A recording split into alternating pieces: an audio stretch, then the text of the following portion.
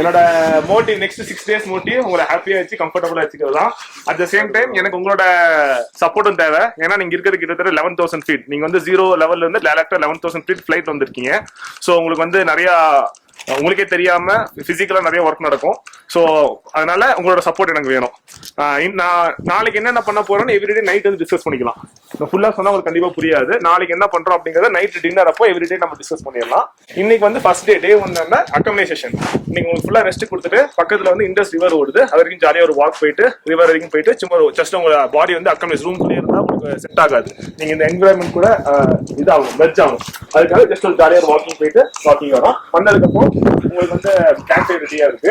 உங்களுக்கு ஒவ்வொரு சின்ன சின்ன விஷயமுமே நான் ரொம்ப ஃபோக்கஸ் பண்ணி பண்றேன். என்னோட ஒர்க் இதுதான். ப்ரொஃபஷன் ரொம்ப மைன்யூட் டீட்டெயில் கொடுக்கணும்னு ஆசைப்படுறேன். ஒரு சின்ன டீ, ஒரு காஃபியில் என்ன கொடுக்கலாம், லஞ்சில் என்ன கொடுக்கலாம், அந்த மாதிரி எல்லாமே பைக் முதல் கொண்டு எல்லாமே 10,000 kilometers அரௌண்ட் அந்த ஓடின பைக் தான். ஸோ எல்லாமே சின்ன சின்ன விஷயம் பார்த்து பண்றோம். அட் த சேம் டைம் உங்களோட சப்போர்ட் எனக்கு வேணும். ஏன்னா நிறைய இடத்துல டிஃபிகல்டிஸ் நீங்க ஃபேஸ் பண்ணுவீங்க. நான் வந்து டெய்லி இதை பாக்குறேன்.